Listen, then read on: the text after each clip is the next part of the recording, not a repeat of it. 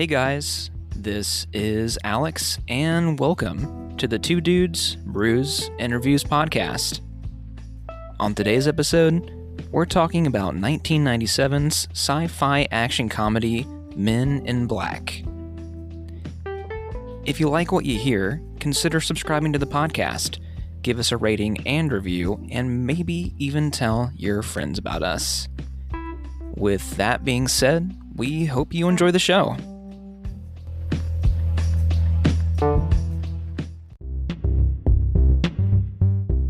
Let's just open up with what we're drinking. I know we haven't approached our final drink of the night because our ice cubes aren't frozen yet. But we plan on pouring some old fashions here soon. But the whiskey of choice will be a Woodford Reserve Rye. So yeah, it's fucking good. It's good neat. I'll tell you that much. It's not bad at all. Woodford has a pretty good reputation, doesn't it? Yeah. It's like the middle class whiskey. Remember that era that I was going through where I drank a bunch of Wild Turkey 101? You're crazy. $20 a bottle. Dude, it is. Yeah.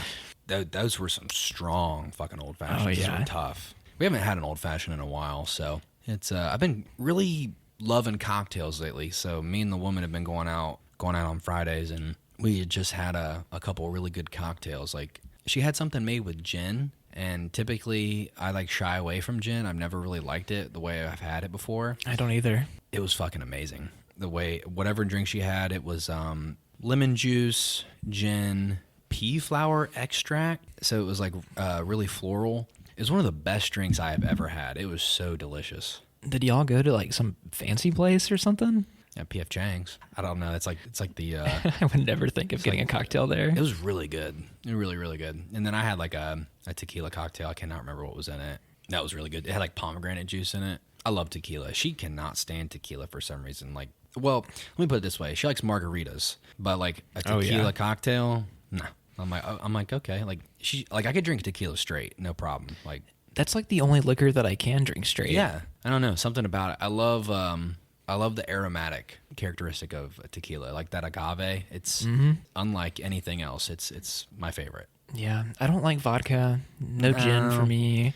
After I had that drink, I actually really liked that gin. But I think maybe you and I have had bad experience with gin because we've had really crappy gin, probably. Yeah, I had that one bottle that was in my cabinet forever. Oh my God, that was terrible. It's watermelon or something. No, I think you're thinking of something else.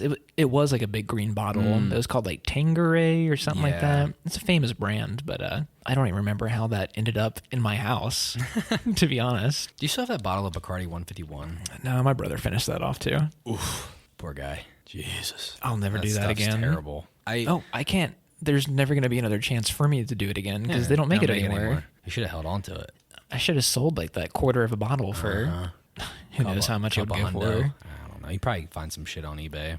Probably still steal bottles of it. There's maniacs out there that really do enjoy that shit, I'm sure. It's like Everclear, but just a little bit less. Yeah, I don't know. Okay. That stuff is lighter fluid. That stuff that would destroy my esophagus. I could never. I wouldn't recommend it. Anyway, we're doing a fun one. We're doing Men in Black. We are doing Men in Black. It's a classic. Here they come, the Men in Black. Do you remember the first time that you saw this? I do not. I had to have been way too young to even remember it. This is 97, right? Okay. 2 years before I was born. I would have been about 4 years old. Am I doing the math right? Yeah, I would have been 4. For some reason, I had a false memory that I had seen this in theaters, but I don't think so. It was a VHS copy, probably somewhere down the road. But if you grew up in that era, everybody loved Men in Black. Yeah, it's a classic. I think the series as a whole has been tainted as of late, just because of the Tessa Thompson and Chris Hemsworth. Yeah, and Liam Neeson. I didn't see it, but I know it was received poorly. But also, so was the second Men in Black movie, which I agree. I think Men in Black 3 is amazing. The third one might be as good or better than the original. Dude, the third one about made me cry. Bad. The ending is crazy, it's heavy, honestly. Heavy. But yeah, Josh Brolin does a great job playing a young Tommy Lee. I mean, that one had a more interesting plot. Better villain, I think, than maybe the first two. Not to put anything against Vincent D'Onofrio in this one, because he's pretty great in this. Sugar. Yeah, he is. He's I have a little bit of downtime at work in between appointments and stuff, and it's nice to kind of like browse the internet. And I was able to kind of like look through the cast and like their work. Obviously, like not Will Smith. I don't give a fuck because it's fucking Will Smith. He's been in just about everything. Yeah, it's Will Smith. But like Vincent D'Onofrio, like he has a really interesting filmography. Like his body of work is quite strange. TV actor as of late. Emerald City, I believe, is what it's called. He's in that. I think it's some sort of Wizard of Oz kind of weird fantasy. Yeah, I've never even heard of it. I haven't, no. But he's like long-running character, and I'm sure it's over by now or nearing its completion. I think it was like 2019. I feel like I've never seen anything with him as the lead. He seems to be kind of a character actor, like supporting roles. I mean, he was in Orson Welles, or not in Orson Welles. He was Orson Welles in Ed Wood. It kind of strikes me as good comparison would be like a little bit of a Mark Ruffalo of the time. Yeah, I could see that. You know what I mean? Kind of just feels like he's there to support. That's a compliment. Mark Ruffalo's great. Yeah, we like Mark Ruffalo here. Mark Ruffalo's going to be in the Bong Joon-ho or whatever his name, Parasite director. He's going to be in that one with Pattinson. That's right. Yeah, he's going to be in that. I can't wait for that one. I just finished Parasite last night. Yeah, you did. I never got to finish it. It was excellent. I was way too drunk the first time we started it. Yeah, you were. You couldn't keep up with the subtitles. I couldn't. I've been meaning to finish it for a long time. I own it, like on a hard copy. That final act is like the icing on the cake. It gets crazy, actually. I'm sure it does. It was crazy to begin with. Yeah, but like Vincent D'Onofrio does dude, it holds up really well. I mean, I think one of the big pluses of this film, which I think is what the second film is missing, is the use of practical effects. Yeah, some of the makeup stuff and all that is really great in this. I think there was a good blend. There was a few moments, like when we open up the film with Mikey, our first alien we get to encounter. You know, when he comes out of underneath the coat of this immigrant he's puppeteering, that's CGI.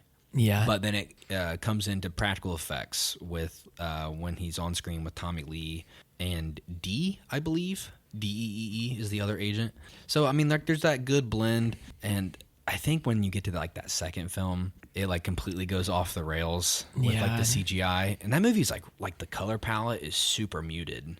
I haven't watched the second Men in Black in probably over a year, but I do remember that the effects in it are horrendous. Yeah, they're not great. Doesn't Johnny Knoxville have like a second head that comes out of a tentacle? Mm-hmm. God, it's rough. It's irritating. And the bad thing about that, I think the film loses its charm for that reason. It's not as tight. It seems like more money, more effects, but like done worse. Yeah. You know, the one scene in this where they go help like the pregnant lady and she gives birth to the alien, that little baby alien looks amazing. It's cute. It looks real. Yeah. So, I mean, I think like that's one of the big things is why this film still holds up is because of those practical effects.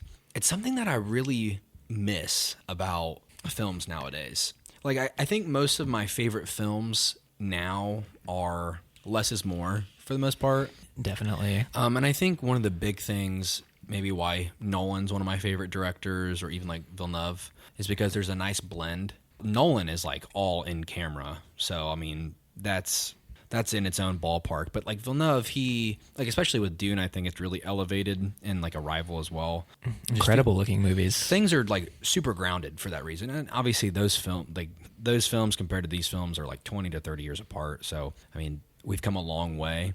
But I think the movies that even today that do it the best have those elements. Yeah. And I think honestly just the CGI of the early 2000s was just like everybody was so excited to use it that everything there is like I mean I could make a compilation of films that use it poorly, like Scorpion King, like you know what God. I mean, like The Rock. I know exactly what you're talking about. Even the sections in this where the CGI doesn't really look amazing, I think the movie has a lot of other things going for it. Yeah. Where the charm elevates it. Yeah, of course. Well, this film originates from a comic book. I just found this out like 2 days ago. Yeah. 1991. It's quite funny because it's probably in the same class of fringe comics as like The Boys. Yeah, I kind of got that for sure. You know what I mean? Like, the thing is with The Boys is actually, I don't have personal experience reading the comic book, but sentiment seems to be that the film, or excuse me, the series itself is much better than the comic books. Really? Mm-hmm. And I've seen artwork for The Boys. It's not awesome. So that's kind of one of the rare cases where the source material gets outdone by a series. I've heard that the Men in Black comic books were a lot darker in tone than what the movies are. I think also with that, I might be able to tie in a little bit, but Tommy Lee Jones, being a dramatic actor, actually had a really hard time with this movie because he said this movie should be either like a drama sci-fi or a comedy. Like, it's like pick one. He didn't want both. I think this movie kind of lies somewhere in between that. Like, I don't think the comedic elements are super over the top. It kind of sits in a weird spot. And I think one of the hardest parts about kind of dissecting the film is that very reason. Things aren't too deep, but things aren't too hilarious. So it kind of like lies in that realm of just charming and good. But I don't know how else to describe it other than, yeah, it's pretty all right. It's Men in Black. It's Men in Black. It's Men in Black. I think if it would have strayed too far in either of those directions, then it wouldn't have been nearly as successful as it was. Now, with that, if you did want to do a more dramatic, darker, serious tone, you could do that today. But I don't know that at the time that this film would have, done well for that reason. I could see a good director taking more inspiration from darker source material.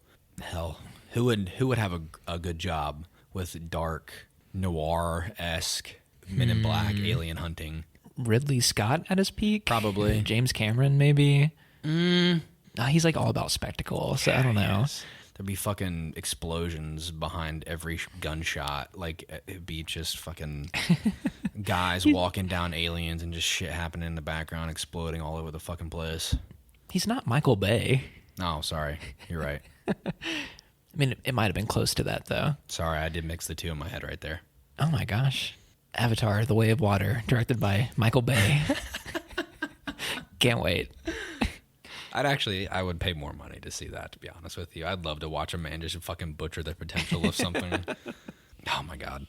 Hey, we're going to go see that. I'm excited. When does that come out again? Like December 13th? Next weekend. Okay. It comes out next weekend, the 16th. I'm sure it opens up on like a Thursday, though, like late night viewing.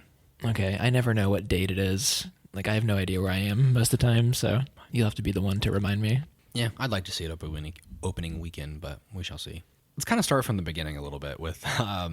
Okay, we were kind of jumping around a little bit. I think this film takes the right amount of time to get started. I think at about 20 minutes in, we're kind of ready to like open up and get into the thick of it. You know, it's not too long, it's not too quick. I think the pacing in this film is fucking superb. It's quick, but not too fast. I mean, the first 20 minutes, we get our character introductions. I mean, like the first 5 to 10 minutes is the immigration scene out in the desert with Tommy Lee. And I think that opening scene is like perfect for the most part. It's really smart. And honestly, it wasn't until rewatching it where I actually understood what was happening. I mean, I was way too young to really even to get it. Like him interrogating the line, speaking Spanish to people, and finding out that the alien is revealed because he doesn't know Spanish. You know, it was smart. And I, when I was a kid, there's no way I could understand that. Hell, I can't fucking read that quick anyway. So yeah, I think a lot of the humor I picked up on more this go around. Because I mean, it's been fucking years since I've seen this movie. This might have been the first time that I've sat down and like watched it as more than something to put in the background or like something for my wife to fall asleep to, or I'm scrolling on my phone most of the time. And giving it that much more attention, I realized that how well crafted at least like the first hour of this movie is. And we'll get to the end when we get there. The script's pretty tight. It is really tight. I know like there's some ad-libbing, obviously, via Will Smith for the most part. The vast majority of the script is... We'll get there. There is one character that I have a lot of trouble with, but okay. Right after we get introduced to Tommy Lee, I think like the first great deadpan delivery is keep protecting us from those dangerous aliens. Smart. They make him really likable from the beginning too, like him letting all the immigrants go, and him kind of like overriding the authority of like this border police situation. I don't know, it just made him, it gave a little bit of depth, if I can say that, to the character. Yeah, he's got heart. I feel like for the most part he carries that out through the rest of the film. Comes across cold, but he means well. He does it Definitely. well. It's a good character. And I think just based off that, you know, we get to run into... Oh, I don't want to skip over this. I'm sorry. I watched this scene of Mikey getting blown to bits, and I came across a comment that said, if you look, Mikey, the alien, puts one of his eyeballs back towards the agents. This is like death by cop, like death by suicide, like or suicide by cop, I should say, because he doesn't want to go back to jail. So he like causes like a situation on purpose. Where like easily all they have to do is go wipe those dudes' memories, and he knows that. So instead, he just decides to get blown to fucking bits. Quite strange. But yeah, we get to open up the rest of getting introduced to Will Smith. This is a great chase scene. I think that both of these character introductions are a great way to showcase what these characters are, because Tommy Lee's scene, he talks his way through the situation and is a lot smarter. And then throughout the whole movie, Will Smith is kind of the shoot guns and ask questions later kind of guy. Terrible at getting information from people. Very. I know that the line of him jumping down into the bus is ad-libbed, like it just be raining black people in New York. That was an ad-lib. That just screamed Will Smith. Oh yeah. He didn't slap anybody, but oh, by the way, can people give Will Smith a break, for God's sake? he'll be all right. He'll be okay. Just the discourse about Will Smith is really annoying. Like, you would think that he fucking killed a guy or something. Oh, he did. You know what? I'll put it this way. I don't think his actions are inexcusable in any way. And he knows that, and he's talked about it. But I think one of the biggest problems that man struggles with is his fucking marriage. Oh, for sure. Yeah. I think the man would have been all right if his wife wouldn't have like just opened up their life to everyone.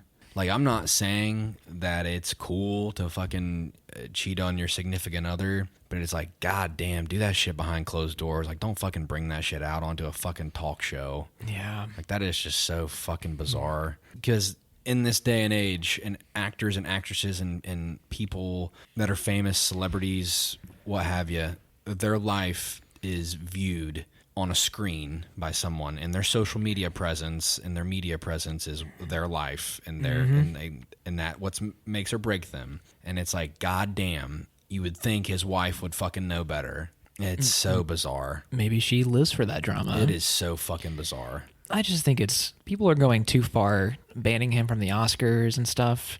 Roman Polanski had to flee the country for sexual assault charges, and the Oscars like did a tribute to him that year. Will Smith, he slapped a guy. He slapped Chris Rock. Okay, the slap wasn't warranted though. No. Obviously. But it's just like, I think it was such a huge thing that I do think the ban hammer was a little too much. I would give it like 5 years or like 3 years of being banned from the Academy. But I give it 1. Really? Yeah. He did assault a man on live television. True. Yeah, I don't know. I hate the discourse about it. Yeah. I find it incredibly annoying. Well, I apologize. You know what I mean, though. I get it. You hate when other people talk about it. Making a big deal out of nothing is what bugs me about the situation. It's okay. He's going to be all right. He'll make his comeback. Of course. I think with this film, it's so fucking iconic. I wish there were like these kind of duos. I mean, can you think of another one? Another duo? Like recently. Oh, God, like recently. In this context, it hasn't happened in a while. I think like maybe John C. Reilly and Will Ferrell were like kind of a dynamic duo for a while, but like that's a kind of a different realm. Yeah. I mean, if you ignore the action and sci-fi elements of this movie, it is like a buddy cop thing. The only other pairing that I can think of from the last couple of years that I love, and you already know this, but Ryan Gosling and What the fuck is that guy's name? Russell Crowe? Russell Crowe in The Nice Guys. Fuck yeah. That's a great buddy cop movie. It is. It's a good pairing. Okay, makes sense. I just feel like, and maybe because this movie is so elevated to the point where it's at, where it does kind of feel so niche. Maybe that's just my my lack of perspective, but this shit just seems too iconic to like ever reach that level again. And I think it's like a perfect yin and yang of like Your Odd Couple. Mm-hmm. How old is Tommy Lee still around? Tommy Lee Jones, I should say. I don't think he died. Is he? Okay, is he still? Okay. I can't remember the last time that he was in something. I mean, he maybe retired. He was in Ad Astra with fucking Brad Pitt. I did not know that. Yeah, he plays Brad Pitt's dad. Oh, okay. Papa. I've not seen that movie. So I haven't either. I heard it was not great, but I still want to see it. I'm a sucker for fucking sci-fi. I really am. Hey, I'm starting to like it too. speaking of which, you should like it because you watched fucking Blade Runner for the first time. I did watch Blade Runner. Yeah. I thought it was all right. Fuck. Damn. Yeah, I know. Breaking my heart. Guys. There was some like really awesome shit about it, though. I will say that. But you're right about this being an iconic duo. Tommy Lee Jones, and Will Smith have really good chemistry in this. And I'm kind of like disappointed in the fact that it feels like the movie doesn't have enough moments to let the chemistry shine as much as it should. I think by the end of the film, the ending feels a little forced kind of quickly. For that reason, I think you do need more time to marinate. It wraps up as soon as it starts to get going. Yeah. And there's a reason for that, too, which I'm sure you already know about if you did research on it. I don't think I do, actually. Go ahead. The original cut of this movie had almost a completely different story. And in the editing room, they somehow conjured up this plot. There was originally supposed to be a bigger focus on the bugs versus the other race of aliens, like the Aquilians or something like that. Archilians. Yeah. Archilians. And they cut a bunch of shit out of the movie and like recreated it in the editing room to make it what it is. So I don't know if there was like a different climax in like the OG cut or what. Okay. Because there's a few scenes in this where they dub over alien voices or they give subtitles to a scene where in the original cut there might have been like humans talking and it was like a completely different meaning to the scene. Like that dining room meeting between the cat guy and the other weird looking dude. They dubbed the alien language over it to make it a completely different scene. Okay. That makes sense because while watching it, there were a few things that didn't make sense like that. For example, I'm like, they're speaking an alien language out in broad daylight and surrounded by people. I'm like, it doesn't make any sense to me. Yeah. There were a few things like that. Another one was with D'Onofrio's character. Although I love his performance, I was really frustrated by the fact that like I couldn't get over the fact that he's being such a dumbass. If the alien was smart, he would kill more people and change skin suits. Like, you know what I mean? To a greater effect, it works well to watch the skin decay over time throughout the film. He's disgusting. Yeah, it's fucking nasty. By the time he makes his way to the morgue, like his fucking skin on his lips is peeling off and hanging, and it's fucking nasty. It's great though. It is great. But like little things like that, I think it would have took away from the film if the film was a little bit smarter. But to me, it just didn't make any fucking sense as to why. It could have been more complex. It could have been like more of a hunt. Yeah, and I think that was like what the original intent might have been, but test audiences may have not understood certain things, so they streamlined it a little bit, made it shorter, and I don't know if it would have been as successful without the cut that they ended up doing. I don't know, but it's weird how they can recreate the movie in the editing room like that. I just get frustrated because my brain, while viewing it, sees these little opportunities, but you never would have got that. It would never have been iconic. Like the whole film would have changed. So I mean, it is what it is. But I get frustrated by little things like that. The movie's not that serious, so it doesn't really matter. Yeah, no need to like dissect it a shit ton like that. And I have a few other like issues with the ending, but we'll get there. I want to bring up the training or like the academy stuff. The exam, so to speak. This is great. And I didn't get it until recently where like I'm like, okay, all of these men in this room actually have had their brain wiped. They don't know why they're there. They were given their card. But Will Smith in this room against the elite of the elite, it's beautiful. It's comedic gold. I never used to understand this either. Is the meaning supposed to be that he can think for himself? Zed says, "Gentlemen, you're everything that we've come to expect from years of government training." They're mindless. Yeah. They do what they're told. You're here because you're looking for the best of the best of the best, sir. Even the awkward dragging of the table with like the screech noise that happens in this scene, like they give it time to be a Cringe. a fun, cringy gag. You want to get down on this? Yeah. And I think obviously it's the point, and you realize that. I mean, now that I'm older, it's obviously to put these men in an uncomfortable situation and see how they react.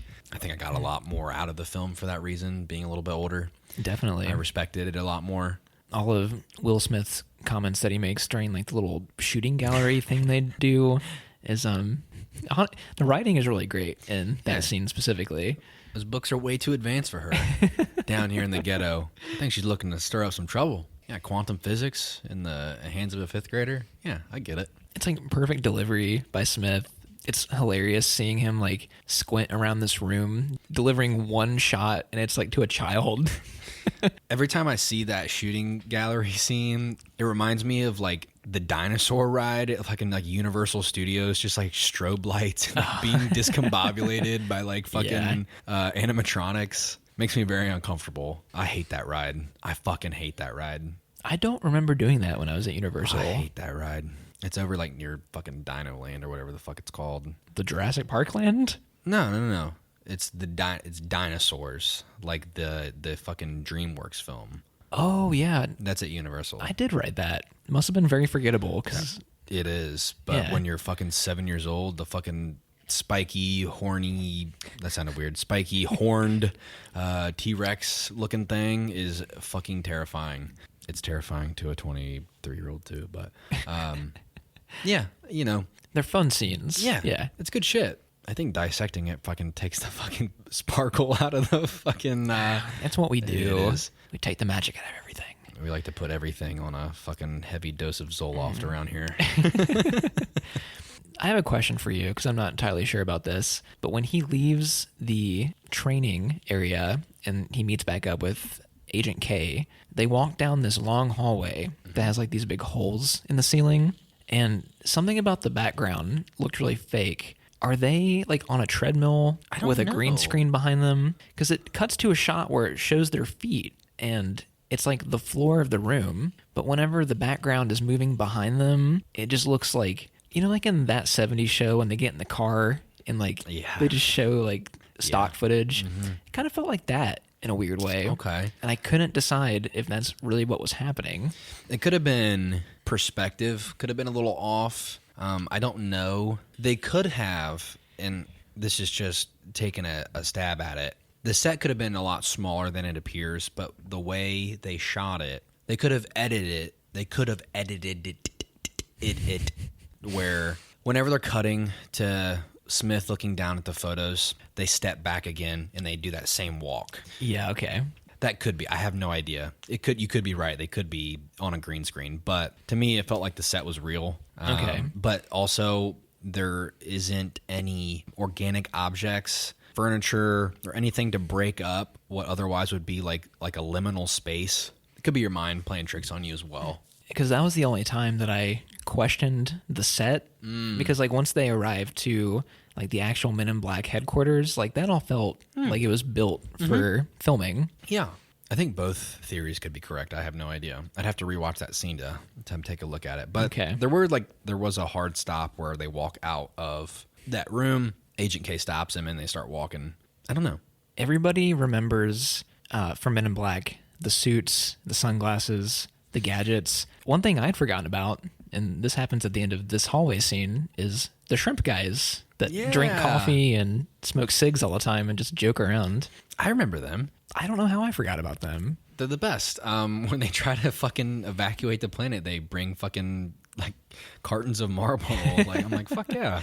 And they don't overuse that gag. I remember the second one. like them being in it a lot more. They help like break back into the Men in Black headquarters because like the villain in that film takes it over. Yeah. See, that's going too far.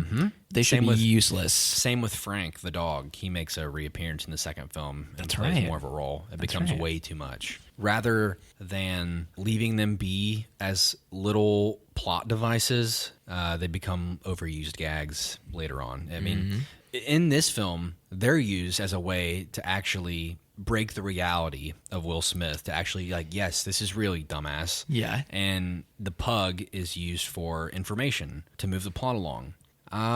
We didn't talk about Edgar. Like like the original human Edgar. Yeah, he's a fucking dick. Real Edgar is not a good guy. No. I think he deserved what happened to him. It is D'Onofrio, but god damn, I don't know how. I have no idea. The appearance and the voice is so different. It is so bizarre. I don't know how he fucking gets his face to like crank down to like his chest. Like his jaw seems like it's stuck to the bottom of his neck. You know, he really does elevate what otherwise would be kind of a generic villain. Yeah, he would, like, his mannerisms are fucking amazing. I think I picked up on it more on my second viewing. Like, I didn't understand him, like, trying to pry his arm into, like, resting on the steering wheel. I'm like, oh, yeah, because, like, he's a fucking cockroach inside of the skin. Like, his limbs don't move like that. The way his, like, cadence, like, walking with a limp, trying to emulate subtle human interactions, like when he leaves the diner cafe after committing murder. Like him, like, kind of giving the top of the hat, like, gesture to a guy. Like, it was so bizarre. The fact that he takes over, like, this redneck hilljack man like this, it avoids the usual cliche of the villain being, like, this mega, like, big, powerful thing. He's, like, kind of a source of comedy on his own. It gives the story a real small stakes kind of vibe. It would have been a lot different if you would have seen the giant cockroach rolling around New York City. But I think it plays really well into that trope of farmers, secluded, backroads country, word of mouth spreading of like seeing aliens. It takes that trope and kind of adds like validity to it, where otherwise they could have like had the alien land there. Beatrice and Edgar see the alien, they come visit him, and they wipe their brains. But instead, it adds like it gives it so much more personality. Yeah. How do I what's the other word? Makes it authentic. It doesn't make fun of. Yeah, I feel like the fact that it's a bumbling fool, this like small stakes situation that we're given. Tommy Lee Jones has a line at some point where he says, the world is always under this kind of threat of extinction. So it's like very nonchalant, like, oh, this is just like the problem of the day. You know what I mean? Yeah. I did want to talk about some of like some really profound quotes by Tommy Lee Jones. Like when he invites Will Smith, to join the agency. Is this like when they're on the park bench? Yeah, okay. I want to make sure I get it right. This is my favorite scene in the movie, I believe. A person is smart, people are dumb. I think there was a lot to unpack. People get panicky, yada yada. Yep. When I was trying to like think about that, and I might have given it way too much energy.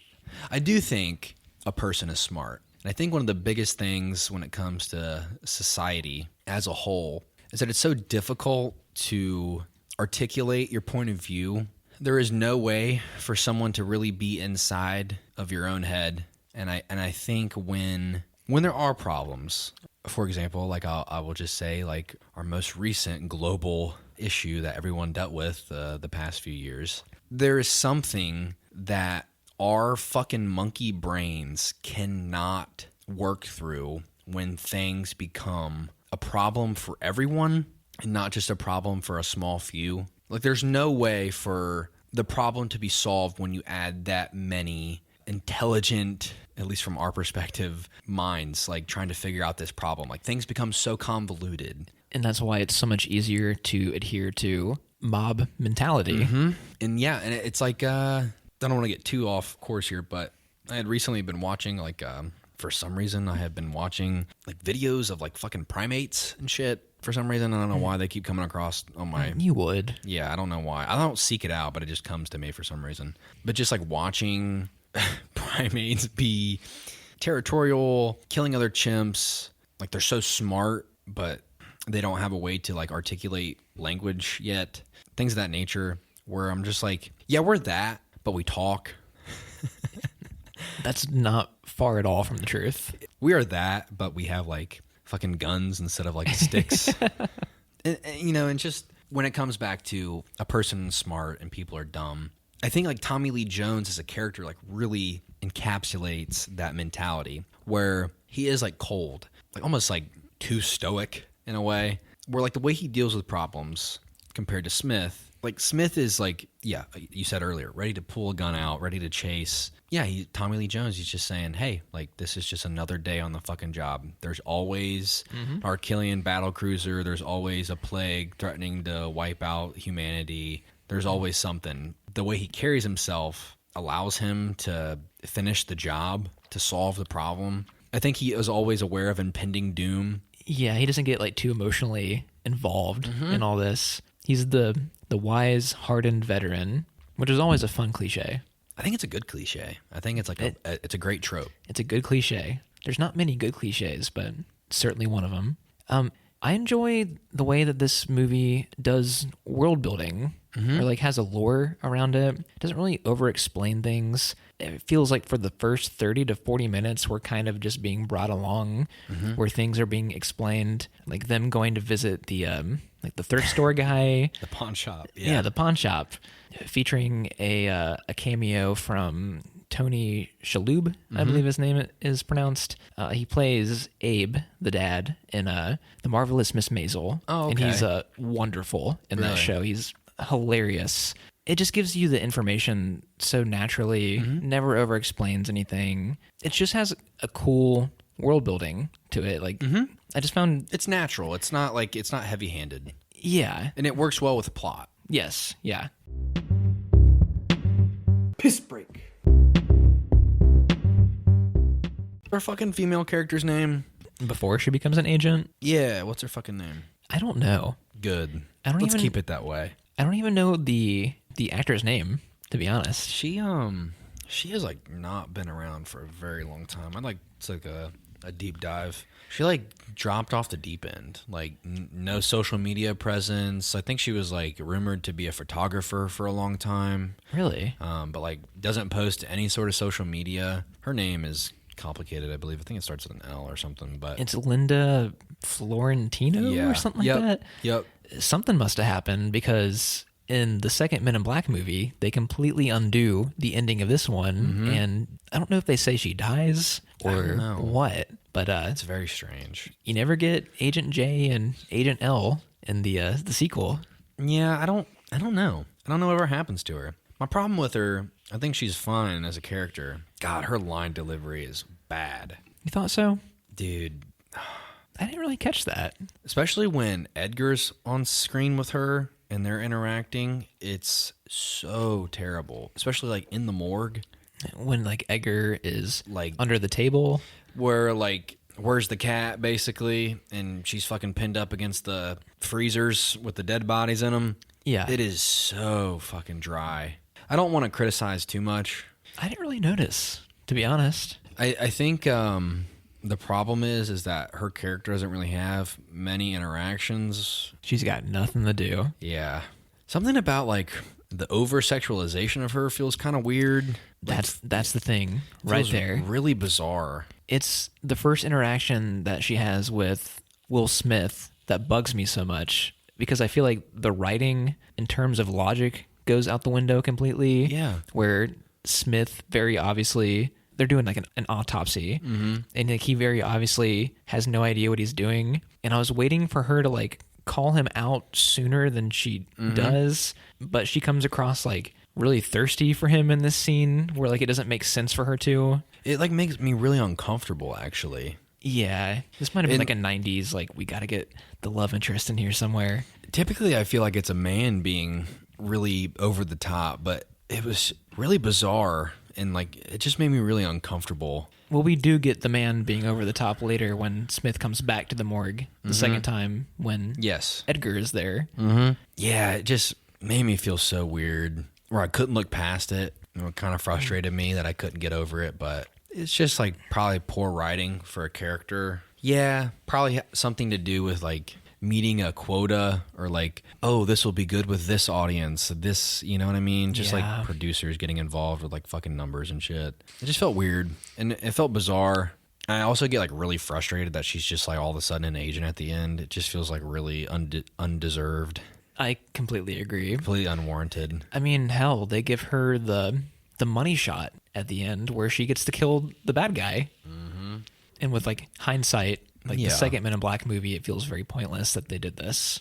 It frustrates me because otherwise she would have been like a really interesting character. Like, you get introduced to her really early, like in the first 15, 20 minutes of the film. Like, giving her more of a role, she kind of just feels like a stand-in kind of character. Just move the story along a little bit. It's a little frustrating. She's obviously could be written a lot smarter than what she is, and obviously like it's a good point to bring up with like the fact that she is like really smart with anatomy and understanding. Like, she's giving like this long dialogue, recording what she finds in our autopsies and stuff, and then all of a sudden like can't pick up on the fact, like, social cues at all. It just didn't make any sense to me, like being a doctor, being somewhat of intelligence. It frustrated me a little bit. Same here. And I feel like it kind of soured my mood for like the rest of the movie after that.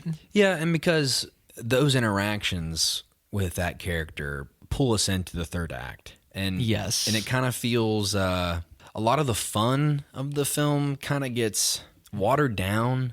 It gets a little bit too action-y or like too chase focused. I was kind of getting flashbacks back to when we reviewed Who Framed Roger Rabbit, where like the middle of that movie is like a long chase scene. My God. And like my eyes glaze over during shit like that. That's that moment in that Roger Rabbit too, where there's animation overload. Yeah, that's actually a great comparison. It no longer becomes about like having scenes with dialogue. It's like, we got to chase the bad guy now. Yeah, and the wittiness kind of gets thrown out. The little things that make the film what it is, makes the film charming, gets abandoned, unfortunately. I even think like the pushing the red button is actually like not that great of a scene. Like the tunnel scene? Yeah. I don't think that one's actually that great either. No, it's not that interesting. It felt like a little like a poor reveal actually with the red button. Maybe it was just like felt a little cheap. Maybe that's the way to put it. Maybe the dialogue's not terrible, but it's just like literally Will Smith like screaming in a car. Yeah, it just doesn't have much going on at that point right there. And they really do kind of build it up like, you never want to press the red button. Like, what does it do? Oh, it just makes us go really fast. Yeah. You know what I mean? I want to talk about, we kind of glazed over it, but when Edgar comes back in for fucking sugar water, he, pulls his face back. One thing that doesn't make sense is he's still got his teeth. Yeah, no, I didn't even think about that. He's still got his teeth. And obviously, it doesn't really fucking matter, but I thought it was pretty interesting because he pulls his face back and then it cuts out to the shot from like the living room looking into the kitchen, and he's actually just holding the back of his head. Yeah. Little things. I mean, it's not a bad thing, but I don't know, just interesting. The lady that plays Beatrice, Edgar's wife. Yeah. I've seen her and stuff before, and it was killing me. So I had to like go look her up. And she's like a regular mainstay in Lars von Trier movies. She was in The House That Jack Built. God. I'm gonna throw up just thinking about it. She was in Dogville, which was really good. She played the mom in the Fred movie. If you've ever seen that, you know what I'm talking about. Yeah. Oh my God, you just opened up a fucking reality I didn't know existed inside me. Holy shit, I forgot about that. I don't think she has like a ton of credits, but when I looked her up, I'm like, what? Like, yeah, Lars von Trier and Fred in Men in Black. Okay. Makes sense. That's a perfect fucking body of work right there. That's very eccentric. That's hilarious. David Cross shows up as like the morgue attendant in like a nothing scene kind of. Although when I was a kid, when they cut to him stuck to the ceiling, that scene always made me so nauseous as a child. The mucus shit all over the ceiling. Oh, you know what really got it. me was the roaches just appearing everywhere. Those are like I cannot remember what species those are, but it is like a it is like a very exotic cockroach. Like people will keep those as pets. Really? Those big ass fucking cockroaches. Oh my god, I cannot remember what they're called. I think they're like in the jungle or some shit. I'm gonna look this up real fast. This is important. I thought you were going to say like when you visit southern states like South Carolina or Florida, I think they call them palmetto bugs down there. Giant cockroach is what you pulled up. No, it's Madagascar hissing cockroach. That's what they are. Ew, hissing cockroaches. That's what I was gonna say. Something Yeah. hissing cockroach. Sorry, that was important. They're gross enough as it is. They shouldn't They're be huge. allowed to make noise. They're huge. They're fucking huge. Not like a standard house roach that you would notice. I've never seen a cockroach in real life outside of like the bug section at the Cincinnati Zoo. Really? Yeah. Or the palmetto bugs when you go down south because they're like super common down there. Like a little bit darker, aren't they? I think Are so. they? Like a little bit more like black. They have like a different shape too. Like they Yeah. don't completely look like cockroaches. I've only ever seen them a handful of times, and like it was like in a garage. You know what I mean? Like it was just like outside. Never have I ever had like a house with like a cockroach infestation or anything like that. Never had to worry about anything like that. I think you have to be like super neglectful to like have a really bad situation involving them.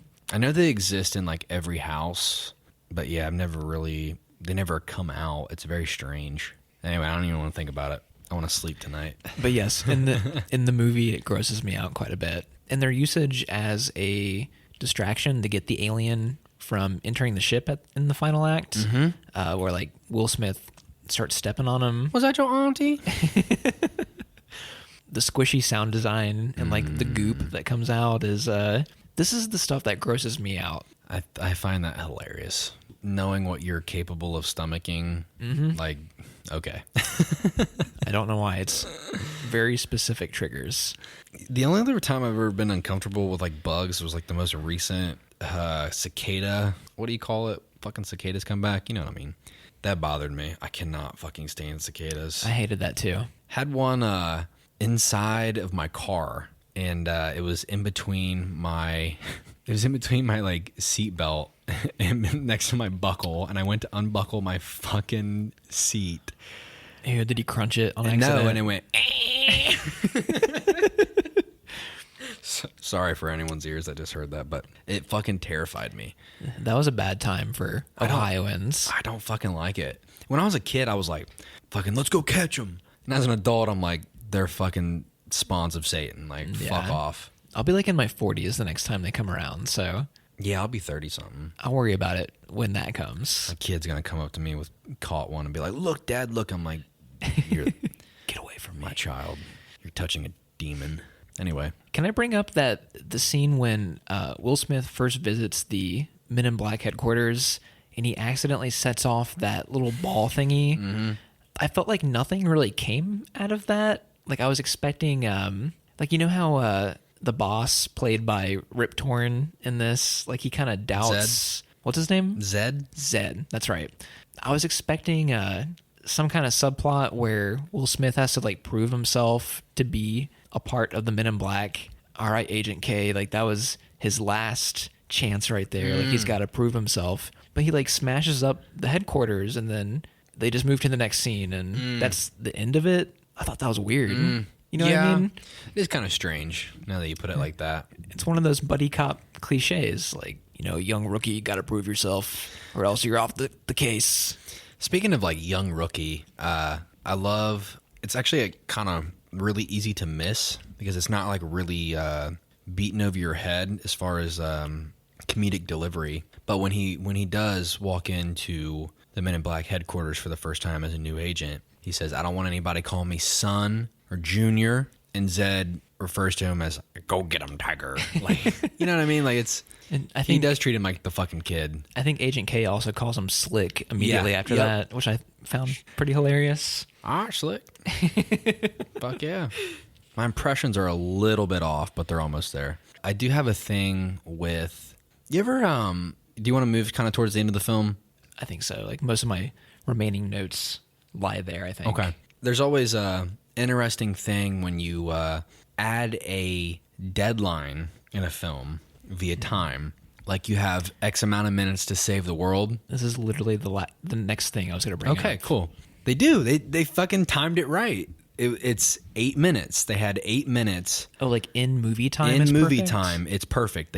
There was 8 minutes left on the clock. Wow. When they show up. I made sure to fucking pay attention to this. That's rare. Yes, exactly. And I was like, they actually fucking timed it right, because I noticed it. I'm like, hey, let me kind of keep an eye out where we're at on this timestamp. I'm like, because I know the movie's almost over, and I know this next scene's coming up where they're about to go fucking shoot down his ship and everything. There's 8 fucking minutes. And from that 8-minute clock to the time Agent K makes the phone call to let them know that they have the galaxy, it's within that 8 minutes. Wow. I'm like, okay. that was fucking smart. Usually they say we got 2 minutes, and then it's like the final 20 minutes of the movie. Uh-huh. Wow, okay. I was impressed. So the one movie that finally gets that right is Men in Black. Yes. All right, then. Yes. That is weird. It is strange. I was genuinely surprised. I was actually going to complain about the fact that this time limit was introduced at the last second. Okay. One thing this is another one of those things where I'm like, really, movie? Really? Like, you couldn't have been smarter? Where it's like a standard Archelian week or something, and it's like 1 hour. It's like, really, you can't communicate to the fucking aliens that, like, you know what I mean? It's Yeah. like little things like that, where obviously the movie's not that serious. But it, like, in my head, I'm like, God damn it, like, you're fucking... You guys hold the patents for fucking Velcro. You can't fucking tell me that you guys can't communicate to the Archelians that you know it's only 1 hour. Little things like that. The fact that you brought up that it's actual 8 minutes in movie time makes me lessen my stance on that a little bit. Okay. I can forgive it more. Good. I'm glad I picked up on that. That's great. It's so fucking stupid to be that impressed by it, but I was fucking shocked. Not to mention, speaking of time, I just think this movie does a really good job of keeping a great pace. I do think the third act is a little, too chasey, too action-oriented, because I actually think the action itself, like, I think the fact that fucking Edgar is underneath one of the fucking gurney carts for the body was, like, really stupid.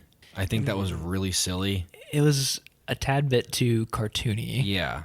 I think when you have so much ability to be creative when it comes to, like, sci-fi, and you can get away, like, with comedic elements in a movie like this, to put him underneath of a cloth gurney was just very strange, and that interaction itself was just so fucking weird. It's so weird. Everything in the morgue, every scene in the morgue kind of falls flat a little bit. Although I do like the line when they're together and he goes back and Tommy Lee says, "How is the body?" And Will Smith thinks he's talking about the woman, like, fine. Yeah, it's all right. No, the dead one. Like, I like shit like that. Yeah. That was actually smart, though. Yeah. But yeah, the rest of the stuff in the morgue was super iffy. The mystery involving the cat, how did you feel about that? I actually think it's not a bad premise, but something about the mystery of you knowing before the characters knowing was a little weird. I felt like the film could have taken a little extra step of keeping it a little bit more under the rug, maybe having, like, a big reveal.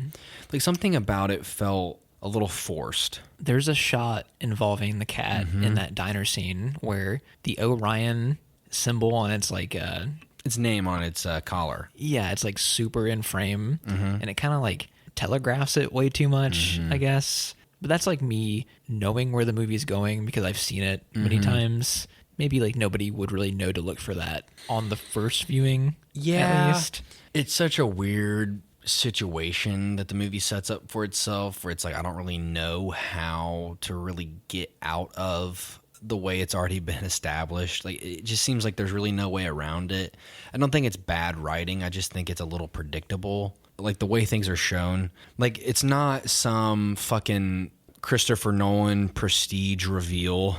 It's not. It's not that. So, I mean, this movie's not a mystery. It's not shrouded in fucking curiosity. I think that plot line is introduced and resolved within, like, 15 minutes, maybe. Yeah. So we can't get too mad about it. Yeah. It is what it is. I mean, it's a fast movie. I mean, pacing-wise, I mean, they get a lot done within an hour and 35, 38 minutes or so. You know what other thing I have a little bit of an issue with? I think the final moments between Will Smith and Tommy Lee Jones, where Agent K wants his memory erased all of a sudden. This is something that I forgot to bring up earlier, but like he's like watching an ex-girlfriend or something on the computer screen. I feel like his whole like retirement angle was like super underdeveloped, or I don't know. It felt like it came out of nowhere. No, I agree. Yeah. I have a real problem with the callback to the beginning.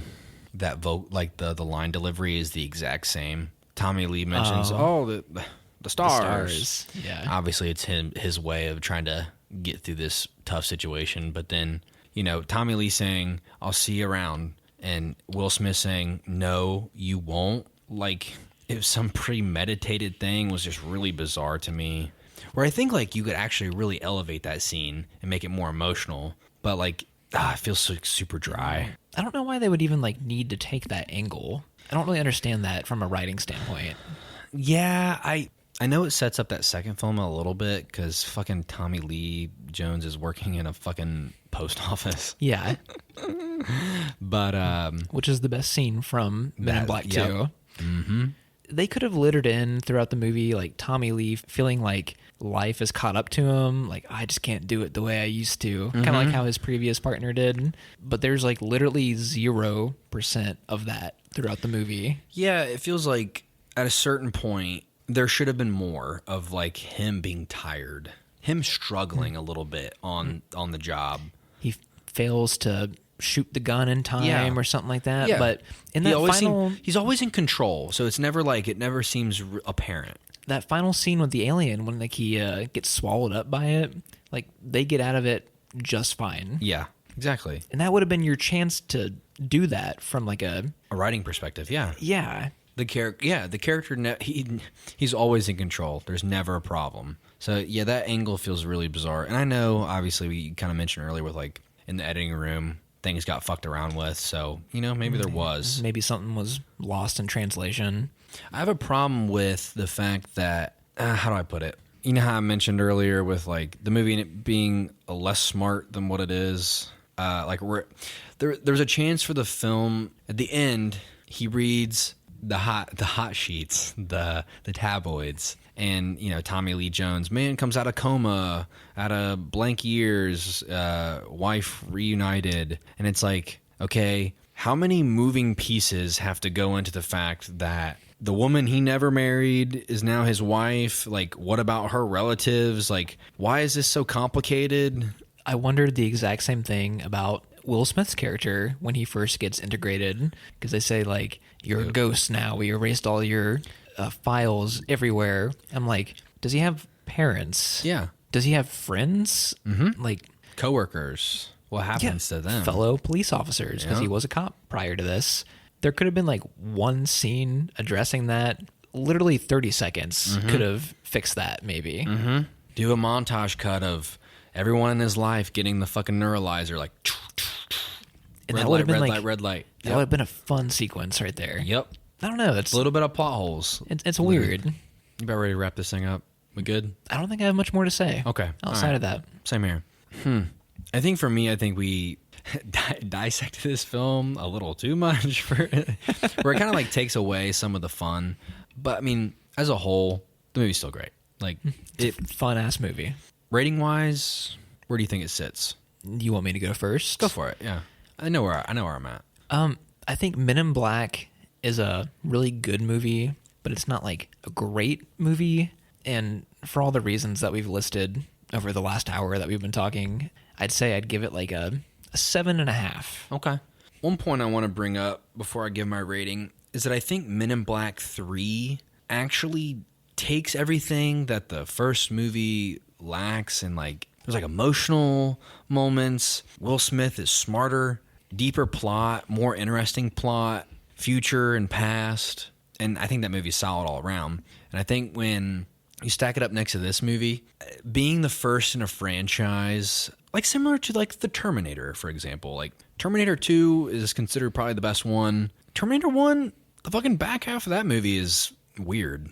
It's been a while since we've talked about that. It has. I remember liking Terminator a whole lot, actually. We did. We loved it. But that movie, you know, when we talked about it, we're fucking green beans, dude. We were brand new to like dissecting a film. We were trying to get our feet wet. I think we'd probably have a lot more to say critically about that film. Nowadays, for sure. But I think this movie sets itself up in a way. I think if it was the only one, it would still stand up the test of time. I think it would still be as iconic. I think in retrospect, after the series, and I don't know how long it's been. I mean, hell, the fucking third movie came out in like 2012. I mean, that's what, 20 years almost? Not quite. This came out in 97? 97. It's 15 years. 15 years from the original. Oh, you're right. Sorry. God, which I guess is not that far off from 20, so my bad. No, you're right. Yeah. Your math is correct, sir. There is no opinion. There's no opinion tied to math.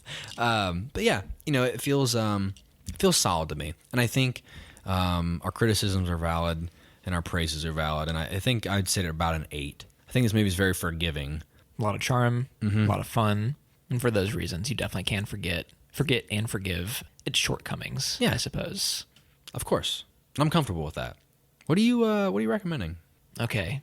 We've been doing this podcast for how long? Like 2 years or so? Yeah. A little over. The The next time that we get together, it'll be very close to Christmas. Is that right? Mm-hmm. If my math is right, it'd be like the 23rd, maybe. I don't know if I want to do like a full-fledged like Christmas movie. I almost recommended Gremlins, by the way. But I thought 2 movies in a row about like little green men would have been like a little redundant. Okay. So we're going to do a movie that's kind of Christmas, kind of not. There's some debate about it. It's something that I don't think you've seen. So like if we can't get together right before the holiday, or if I can't edit it and get it out before that time, it won't matter because it's a great movie anyways. We're going to do Die Hard. Hey, I knew it was coming. Hell yeah. Fuck yeah, dude. Killing. You have not seen it, right? Bits and pieces. I know very little about it. Okay. Good. I think you'll like it, I think. It's I think it's the greatest 80s movie that there is. Okay, wow, that's a fucking big statement. Yeah.